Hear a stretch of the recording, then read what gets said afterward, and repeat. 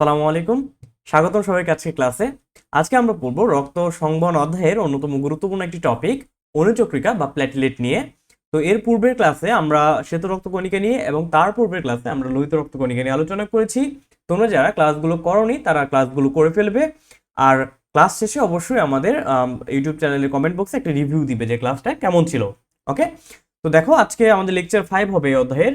আমরা আজকে ক্লাসের প্রথমে বলে রাখি যে তোমরা যারা ক্লাস শেষে পিডিএফ খোঁজো তারা কিন্তু ডেসক্রিপশন বক্সে গেলেই এই পিডিএফ এর লিঙ্কটা পেয়ে যাবে। কেমন, সেখান থেকে ক্লাসের যে নোটটা রয়েছে সেটা তোমরা দেখে নিতে পারবে।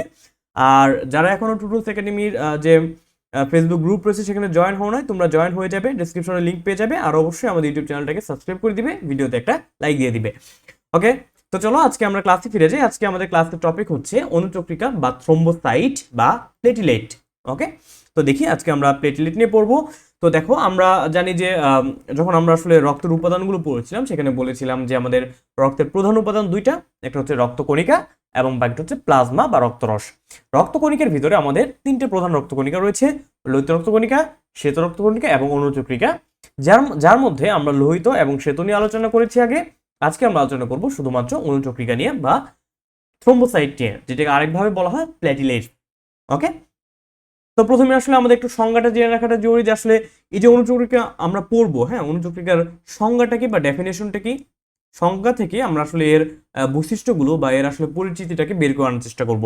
তো যদি সংজ্ঞা বলে, দেখো সংজ্ঞা হিসেবে আমরা লিখবো যে রক্তে বিদ্যমান ক্ষুদ্র নিউক্লিয়াসবিহীন গোলাকার বা ডিম্বাকার বা দণ্ডাকার রক্তকণিকাকে থ্রোম্বোসাইট বা অনুচক্রিকা বলা হয়। তাহলে আমরা অনুচক্রিকার সংজ্ঞা কিভাবে দিতে পারবো, দেখো রক্তে বিদ্যমান ক্ষুদ্র নিউক্লিয়াসবিহীন গোলাকার বা ডিম্বাকার বা দণ্ডাকার, অর্থাৎ আমরা এক কথায় বলতে পারি অনিয়ত আকার বিশিষ্ট বা যার নির্দিষ্ট কোনো আকার আকৃতি নাই এমন রক্তকণিকাকে বলা হবে থ্রোম্বোসাইট বা অনুচক্রিকা। বুঝতে পারছি তাহলে অনুচক্রিকা। তাহলে দেখো আমরা বাম পাশে ফিগার দিয়ে রেখেছি এখানে। এই যে দেখো এগুলো হচ্ছে এক একটা অনুচক্রিকা, কেমন, এগুলো হচ্ছে এক একটা অনুচক্রিকা। ওকে, এবং নিচে দেখো আমরা এই যে ছোট ছোট ভাবে যেগুলো দেখাচ্ছি এই ফ্র্যাগমেন্টগুলো, এই ভগ্নাংশগুলো, সেগুলো হচ্ছে অনুচক্রিকা। তো আমরা একটু পরে জানবো, যখন অনুচক্রিকার উৎপত্তিটা পড়বো সেখানে আমরা জানবো যে অনুচক্রিকাগুলো বেসিক্যালি তৈরি হয় মেগাক্যারিওসাইটের ভাঙনের মাধ্যমে। ওকে, দ্যাটস ওয়াই আমরা অনুচক্রিকাকে আসলে কি বলি, এগুলোকে বলে হচ্ছে কোষ ভগ্নাংশ। সেল ফ্র্যাগমেন্ট বা কোষ ভগ্নাংশ। কার কোষ ভগ্নাংশ? মেগাক্যারিওসাইট নামক কোষের ভগ্নাংশ। হোয়াট ইজ মেগাক্যারিওসাইট আমরা একটু পরে পড়বো। ওকে, আচ্ছা, তাহলে আমরা মোটামুটি অনুচক্রিকার একটু ডেফিনেশনটা জানার চেষ্টা করলাম। এখন আমরা যদি অনুচক্রিকার একটু গঠন নিয়ে পড়ার চেষ্টা করি, দেখো তাহলে গঠনের ভিতরে কি কি বলবো, ফার্স্ট অফ অল কেমন হবে সেটা সেটা যদি আমরা সংজ্ঞা থেকে যদি একটু আনার চেষ্টা করি যে এর গঠনটা হবে অনিয়ত আকার বিশিষ্ট। হ্যাঁ, এটা হবে অনিয়ত আকার বিশিষ্ট, অনিয়তাকার। হ্যাঁ, অনিয়তাকার, দ্যাট মিনস এর আকৃতির যে কোনো শেপের হতে পারে, যেমন এটা হচ্ছে গোলাকার হতে পারে, সেটা হচ্ছে ডিম্বাকার হতে পারে, সেটা রড আকৃতির হতে পারে বা দণ্ডাকার হতে পারে। ওকে, তো অনিয়ত আকার বিশিষ্ট অর্থাৎ আমরা বলতে পারি যে এটা হতে পারে গোলাকার, অনুচক্রিকা হতে পারে গোলাকার, হতে পারে দণ্ডাকার, হতে পারে ডিম্বাকার, এগুলো হচ্ছে অনুচক্রিকার আকার। তাহলে গঠনের ভিত্তিতে আমরা এটাকে আমরা আকারের ভিত্তিতে বলতে পারি এটা হচ্ছে অনিয়ত আকার, অর্থাৎ এটা নির্দিষ্ট কোনো শেপ নাই, হতে পারে সেটা গোলাকার, দণ্ডাকার, ডিম্বাকার। এবং এরা কেমন, এরা হচ্ছে ক্ষুদ্র, হ্যাঁ, এরা হচ্ছে ক্ষুদ্র কোষ ভগ্নাংশ, কোষ ভগ্নাংশ। তো তোমার এখানে একটা কথা চলে আসবে যে ভাই এরা ক্ষুদ্র কোষ ভগ্নাংশ। ওকে ফাইন, তাহলে এরা কোন কোষের ভগ্নাংশ বলো তো? এরা হচ্ছে মেগাক্যারিওসাইট নামক, হ্যাঁ, মেগাক্যারিওসাইট নামক কোষের ভগ্নাংশ। মেগাক্যারিওসাইট নামক কোষের ভগ্নাংশ, নামক কোষের ভগ্নাংশ। ওকে ফাইন, তাহলে এখন তোমার মাথায় স্বভাবত প্রশ্ন চলে আসবে যে ভাই what is megakaryocyte. Okay fine, দেখো আমরা মেগাক্যারিওসাইট নিয়েও আমরা একটু পরে পড়বো। তার আগে বলে রাখি মেগা দ্যাট মিনস বড়, এবং ক্যারিয়ন মানে আমরা জানি নিউক্লিয়াস, তাহলে ক্যারিওসাইট হচ্ছে নিউক্লিয়াস যুক্ত কোষ, বড় নিউক্লিয়াস যুক্ত কোষ। তাহলে আমাদের অস্থিমজ্জায় অবস্থিত বড় নিউক্লিয়াস যুক্ত কোষের ভগ্নাংশই হচ্ছে এই অনুচক্রিকা বা প্ল্যাটিলেট। বুঝতে পারছি?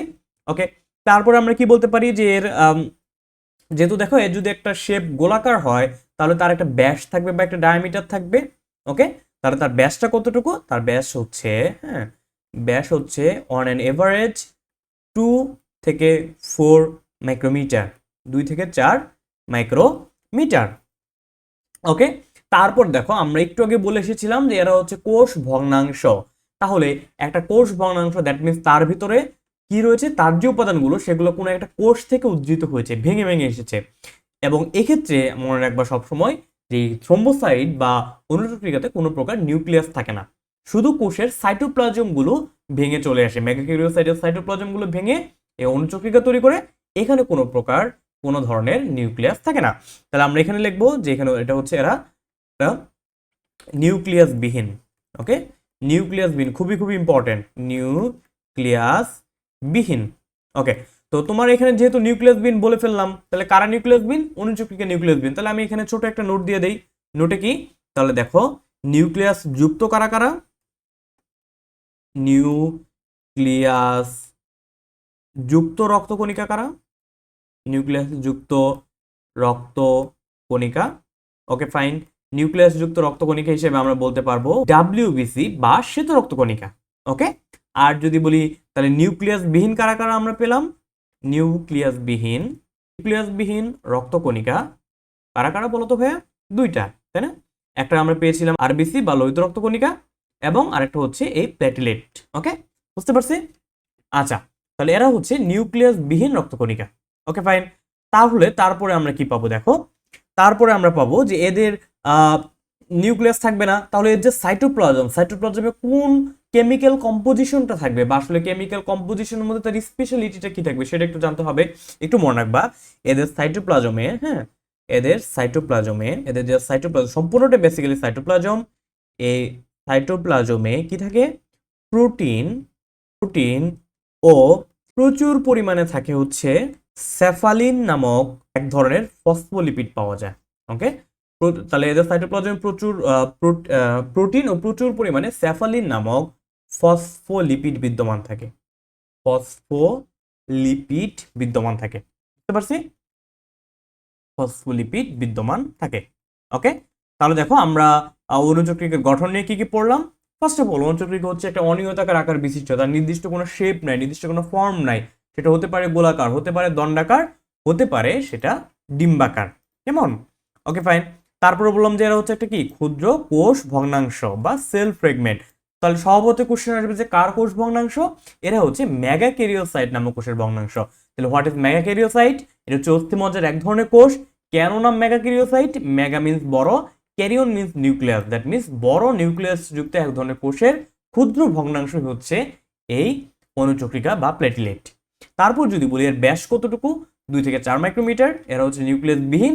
তাহলে তোমার কোশ্চেন চলে আসবে যে ভাই নিউক্লিয়াস বিহীন বললাম, যে অনুচক্রিকা নিউক্লিয়াস নেই, তাহলে ভাই নিউক্লিয়াস যুক্ত কারা আছে? নিউক্লিয়াস যুক্ত রক্তকণিকা হচ্ছে ডাব্লিউবিসি বা শ্বেত রক্তকণিকা। আর নিউক্লিয়াস বিহীন তাহলে কাকে কাকে পেলাম আমরা? আরবিসি বা লোহিত রক্তকণিকা এবং প্লেটিলেট বা অনুচক্রিকা। তারপর দেখো এদের সাইটোপ্লাজমে প্রোটিন বিদ্যমান থাকে আর প্রচুর পরিমাণে স্যাফালিন নামক ফসফোলিপিড বিদ্যমান থাকে। স্যাফালিন হচ্ছে এক ধরনের ফসফোলিপিড, যেটা কোথায় পাওয়া যায়? এই অনুচক্রিকা বা থ্রোম্বোসাইটের সাইটোপ্লাজমে পাওয়া যায়। কথা ক্লিয়ার? ওকে ফাইন, যদি ক্লিয়ার থাকে তাহলে আমরা দেখো পরবর্তী যে রয়েছে সেখানে আমরা যেতে পারি। পরবর্তী স্লাইডে যাই। তো এখন হচ্ছে অনুচক্রিকা বা থ্রোম্বোসাইটের গঠনের পরে আমরা এখন উৎপত্তি নিয়ে আলোচনা করব, যে আসলে অনুচক্রিকাগুলো কই থেকে উৎপত্তি লাভ করে। তো ফার্স্ট অফ অল তোমাকে, তোমার মাথায় হয়তো একটা জিনিস ঘুরতেছে যে আমি একটু আগে বলেছিলাম যে ভাই অনুচক্রিকা হচ্ছে কোষ ভগ্নাংশ, দ্যাট মিনস কোন একটা কোষ থেকে ভেঙে এসেছে। কোন কোষ থেকে? সে ভেঙে এসেছে হচ্ছে মেগাক্যারিওসাইট নামক কোষ থেকে। ওকে, মেগাক্যারিওসাইট নামক কোষ থেকে। তাহলে মেগাক্যারিওসাইট নামক কোষগুলোর যে বলতে পারি আমরা এদের যে প্রসেসগুলো রয়েছে সেখান থেকে বা সেগুলো ভেঙেই বেসিক্যালি প্লেটিলেট বা অনুচক্রিয়াগুলো সৃষ্টি হয়। ওকে, তাহলে আমরা জানলাম যে মেগাক্যারিওসাইট থেকে অনুচক্রিয়াগুলো সৃষ্টি হয়। তাহলে মেগাক্যারিওসাইটটা কই থেকে আসে ভাইয়া? মেগাক্যারিওসাইটটা আসে হচ্ছে মেগাক্যারিওব্লাস্ট থেকে, অর্থাৎ মেগাক্যারিওব্লাস্টটা রূপান্তরিত হয় মেগাক্যারিওসাইটে। তাহলে মেগাক্যারিওব্লাস্ট কই থেকে আসে? মাইলোয়েড স্টেম সেল থেকে আসে। আচ্ছা, তো এখান থেকে একটা জিনিস তোমার মাথায় রাখতে হবে যে দেখো আমরা যদি ফুল প্রসেসটা একটু জানার চেষ্টা করি, যে ফার্স্ট অফ অল আমরা আগে পড়ে এসেছি আমাদের মোটামুটি সব ধরনের রক্তকণিকায় আসে হচ্ছে অস্থিমজ্জা থেকে, লোহিত অস্থিমজ্জা থেকে। ওকে, তো আমরা সেই প্রসেসে একটু জড়িয়ে যাই যে প্রথমে কি হয় অনুচক্রিকা সৃষ্টির ক্ষেত্রে তো এখন আমরা অনুচক্রিকা বা থ্রোম্বোসাইট বা প্লেটিলেটের উৎপত্তি নিয়ে আলোচনা করব। তো আসলে উৎপত্তিটা কিভাবে হয় যদি আমি একটু প্রথমে বলি যে আমরা জানি যে কোনো ধরনের রক্তকণিকা উৎপন্ন হয় হচ্ছে লাল অস্থিমজ্জা থেকে। ওকে, লাল অস্থিমজ্জায় আমরা জানি হেমোপয়েটিক স্টেম সেল থেকে, সেই হেমোপয়েটিক স্টেম সেল থেকেই আলটিমেটলি হচ্ছে এই রক্তকণিকাগুলো জন্ম লাভ করে। এখন আমরা দেখব অনুচক্রিকা বা থ্রোম্বোসাইট আসলে কিভাবে উৎপত্তি লাভ করে। তো আমরা জানি যে যে কোনো রক্তকোষ তৈরি হয় হচ্ছে লাল অস্থিমজ্জায়। কেমন? লাল অস্থিমজ্জায়। তাহলে লাল অস্থিমজ্জায় কি হবে ভাইয়া? লাল অস্থিমজ্জায় থাকে হচ্ছে এক ধরনের কোষ যেটা নাম হচ্ছে হেমোপয়েটিক স্টেম সেল, যেখান থেকে যাবতীয় রক্তকোষ তৈরি হয়। তাহলে লাল অস্থিমজ্জায় অবস্থিত hemopoietic stem cell, hemopoietic stem cell, okay, stem cell, hemopoietic stem cell থেকে কি তৈরি হয়? এখান থেকে তৈরি হয় হচ্ছে myeloid stem cell. Myeloid stem cell, myeloid stem cell. এই মায়োলয়েড স্টেম সেল থেকে তৈরি হয় হচ্ছে megakaryoblast. Myeloid stem cell থেকে তৈরি হয় মেগা ক্যারিও মেগা ক্যারিওব্লাস্ট। এই যে মেগা ক্যারিওব্লাস্ট তৈরি হলো, এরপরে কি হয়? এই যে মেগা ক্যারিওব্লাস্ট তৈরি হলো, পরবর্তীতে আমাদের লিভার এবং কিডনি থেকে, লিভার লিভার এবং কিডনিতে যখন অনুচক্রিকা বা থ্রোম্বোসাইট বা প্লেটিলেটের সংকট হয়, বা সে যখন সেন্স করতে পারে যে আমাদের অনুচক্রিকা কম আছে পরিমাণে, তখন লিভার এবং কিডনি একটা হরমোন রিলিজ করে।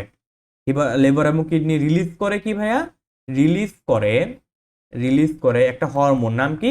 নাম হচ্ছে থ্রোম্বোপয়েটিন।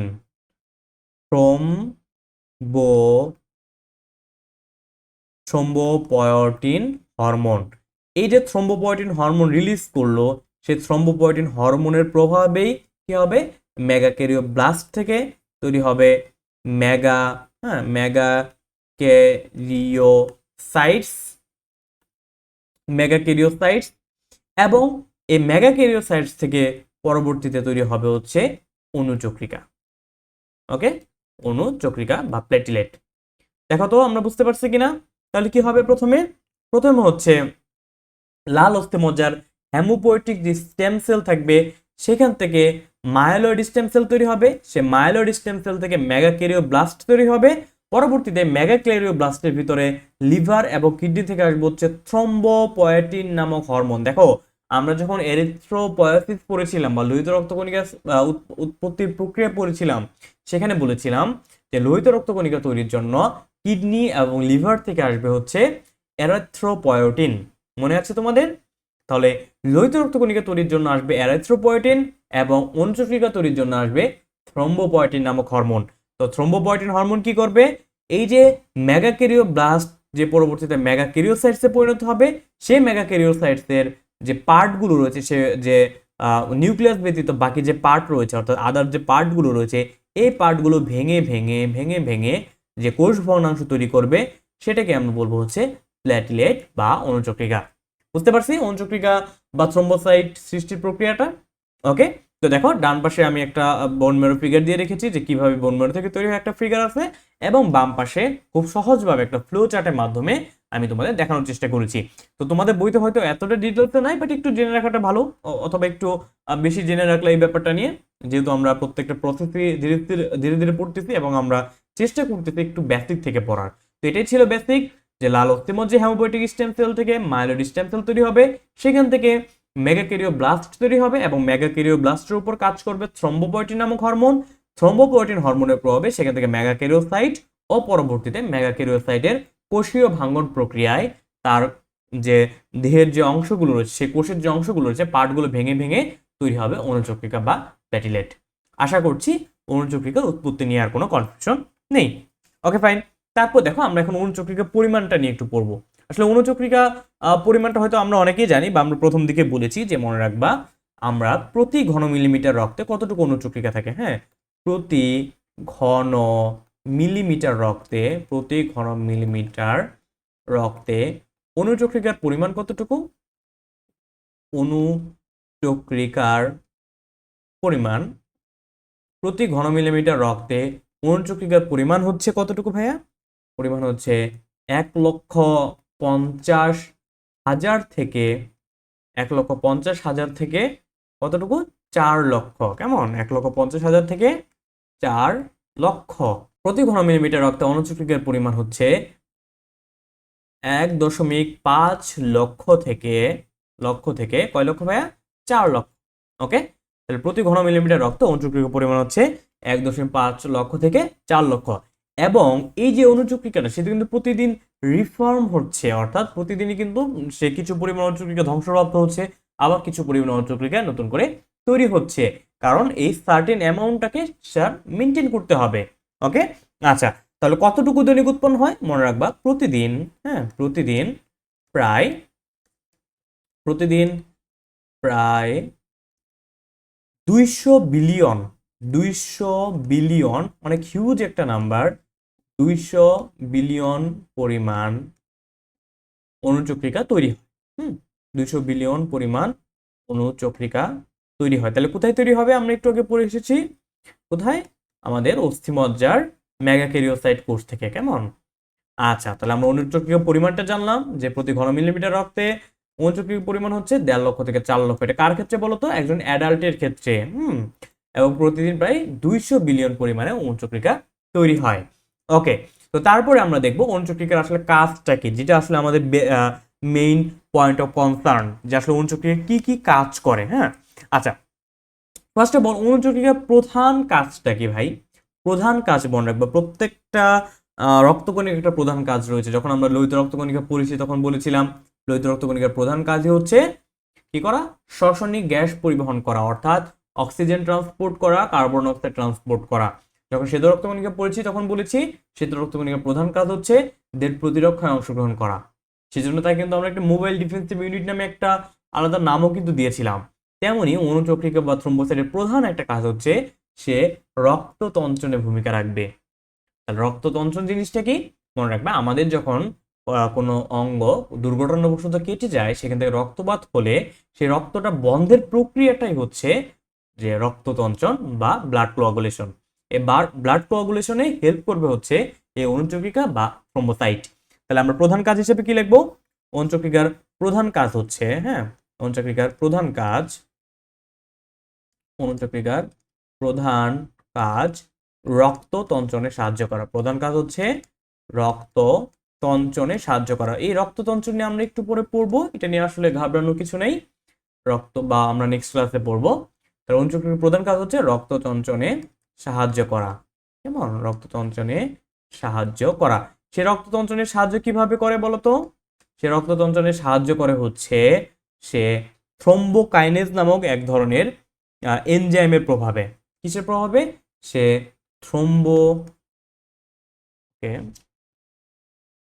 সে রক্ত তঞ্চনে সাহায্য করবে কিভাবে ভাইয়া?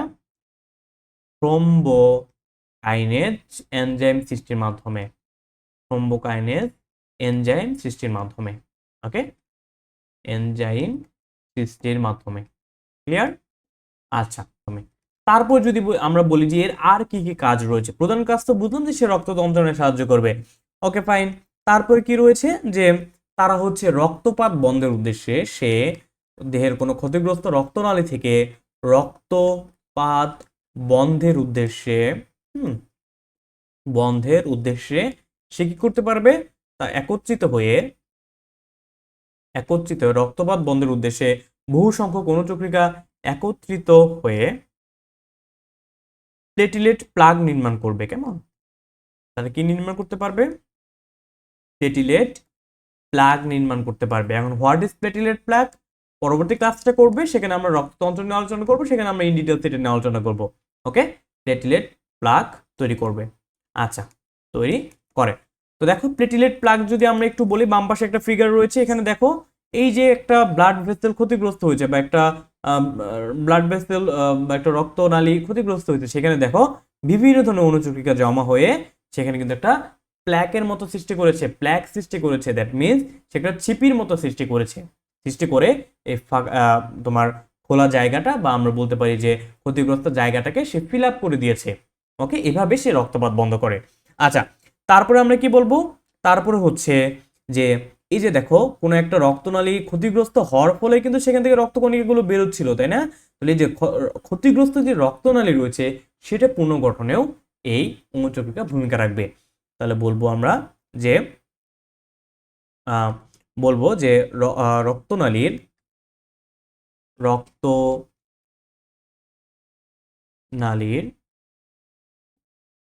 ক্ষতিগ্রস্ত এন্ডোথেলিয়াম, রক্তনালীর আবরণী কলার নাম হচ্ছে এন্ডোথেলিয়াম, এটা একটু মনে রাখবা। তাহলে আমরা এখান থেকে বলবো যে রক্তনালীর ক্ষতিগ্রস্ত এন্ডোথেলিয়াম পুনর্গঠনেও সে সাহায্য করে।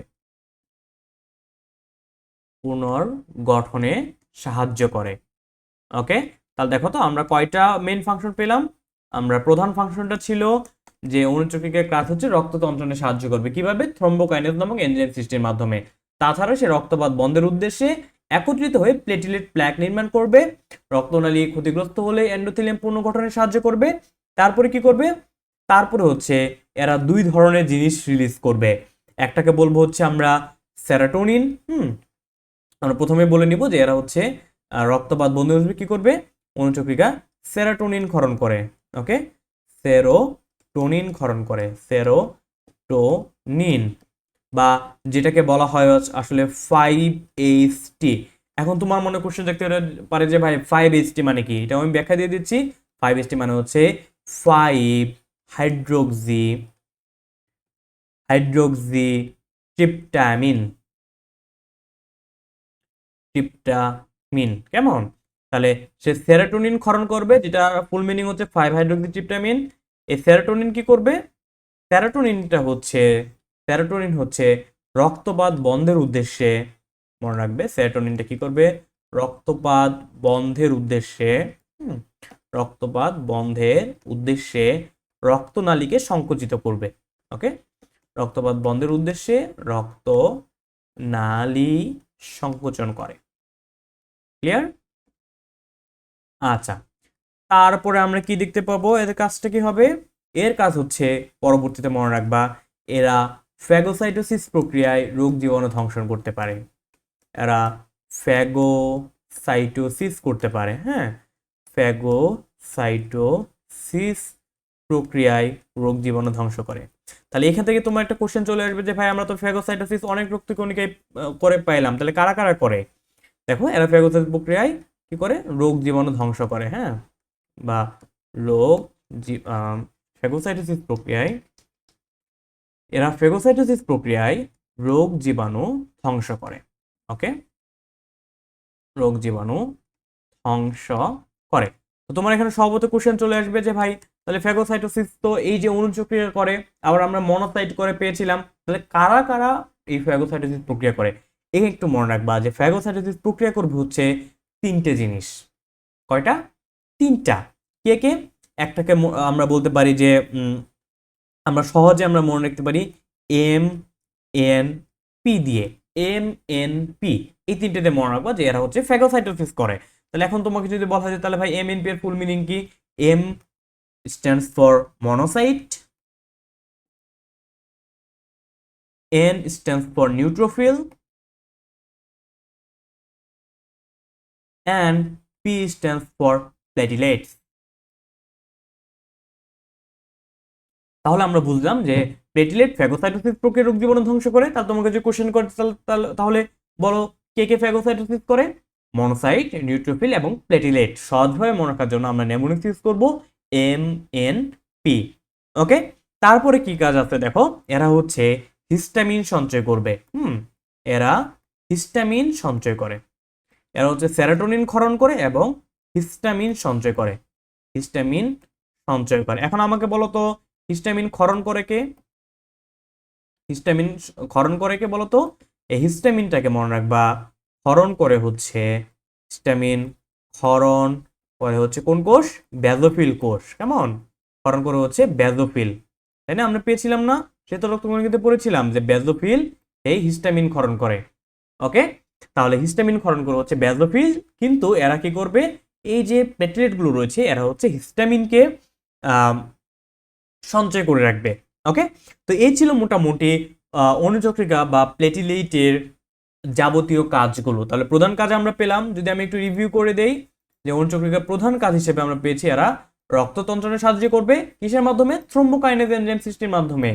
এরা রক্তপাত বন্ধের উদ্দেশ্যে একত্রিত হয়ে প্লেটিলেট প্লাক নির্মাণ করবে। What is plaque? Plaque means চিপি। প্লেটিলেট গুলো একত্রিত একটা চিপির মতো তৈরি করবে, যার ভিতরে রক্ত পাস করতে পারবে না। এই যে দেখো বাম পাশে ফিগারে দেখিয়ে রেখেছি আমি, কেমন? তারপরে এরা কি করবে? এরা হচ্ছে ক্ষতিগ্রস্ত রক্তনালী, এই যে রক্তনালী ক্ষতিগ্রস্ত হয়েছে না, এই ক্ষতিগ্রস্ত রক্তনালীর যে আবরণটা, এই রক্তনালীর আবরণকে বলা হয় এন্ডোথেলিয়াম। ওকে, এই যে এন্ডোথেলিয়াম যে আবরণ রয়েছে সেটাকে পুনর্গঠনের ক্ষেত্রেও এই প্লেটিলেট সাহায্য করবে।